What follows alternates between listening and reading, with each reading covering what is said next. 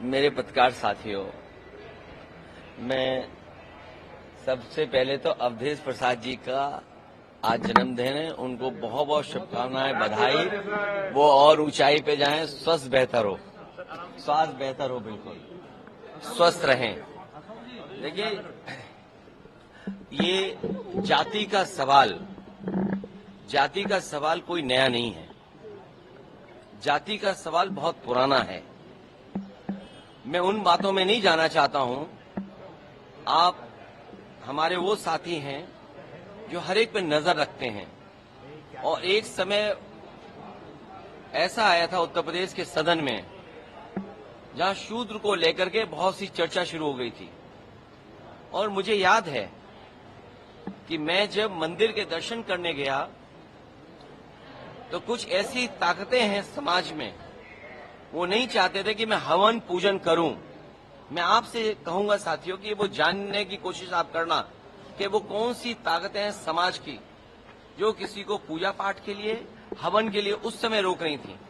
और वो दिन मैं भूल नहीं सकता हूं जिस दिन मुख्यमंत्री आवास को गंगा जल से धोया गया था। मुझे कोई आज समझा दे, कोई जागरूक समझदार इंसान मुझे ये समझा दे कि किसी मुख्यमंत्री के घर को गंगा जल से कैसे साफ किया जा सकता है। मैंने लोकसभा के चुनाव में मैनपुरी में देखा कि बहुत सारे लोगों ने प्रतिमा को धोया था।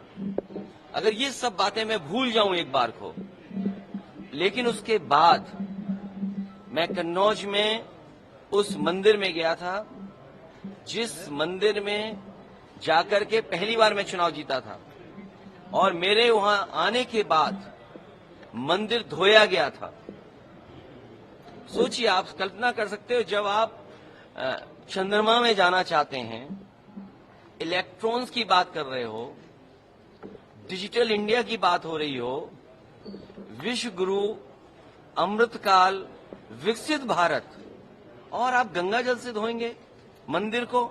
सवाल अगर ये हट जाए एक बार को, और जो सदन का सवाल है, क्या बीजेपी, कांग्रेस पार्टी के नेता या किसी भी व्यक्ति की जात पूछ सकती है? हम और आप लोग कभी व्यवहारिक मजाक करते हैं तो उसमें चलो एक बार को कोई बात मजाक में चली जाए, लेकिन सदन में जो शब्द का इस्तेमाल हुआ था, मुझे तो ये लगता है अनुराग ठाकुर जी को कहा गया है कि 99 बार गाली खा करके आओ आप सदन में, तब आप मंत्री बनोगे। और जाति का सवाल जिसको जानना है, बाबा साहब भीमराव अम्बेडकर जी की किताब एनिमिलेशन ऑफ कास्ट जरूर पढ़नी चाहिए।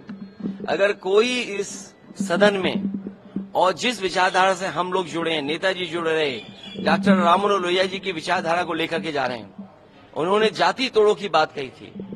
इनके पास अगर कोई व्यवस्था हो जिससे जाति तोड़ी जा सके, बीजेपी के लोग बताएं कि जाति तोड़ो आंदोलन जो डॉक्टर राममनोहर लोहिया जी ने चलाया था, उस समाज में एक परिवर्तन लाने की कोशिश की थी। क्या जाति तोड़ो आंदोलन का उनके पास कोई दूसरा है विकल्प? और फिर जिसको जाति को लेकर के शिकायत हो, दिक्कत हो, परेशानी हो, उसे आज ही किताब खरीद लेनी चाहिए मंडल कमीशन की, और उसकी प्रस्तावना पढ़नी चाहिए। और प्रस्तावना के साथ साथ हमारे संविधान की प्रस्तावना भी पढ़नी चाहिए, जिसमें सोशलिस्ट कंट्री की बात कही है, जिसमें गैर बराबरी खत्म करने का रास्ता दिखाया गया है। और जाति के आधार पे ही आपको आरक्षण क्यों दिया है? आरक्षण इसीलिए दिया कि हम जाति के आधार पर हम गरीब हैं। तो अगर ये मांग हो रही है कि जाति जनगणना हो तो कोई गलत नहीं है। हमारे बहुत सारे फैसले और बहुत सारी नीतियां तभी अच्छी बनेंगी जब जाति जनगणना हो जाए और समाज को ये पता लगे कौन कितनी आबादी का है, उसको उस हक और सम्मान के साथ उसको उसमें मिल जाए। और सबसे बड़ी बात है, भारतीय जनता पार्टी के लोग घबराए हुए पीडीए की लड़ाई से। ये पीडीए से घबराए हुए हैं, क्योंकि एनडीए को अगर किसी ने पटका है तो पीडीए ने पटका है।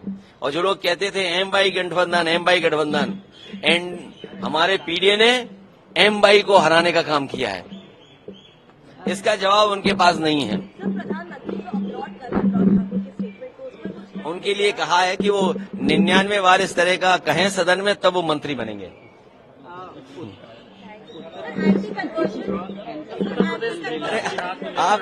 मैं पत्रकार साथियों से हाथ जोड़ूंगा।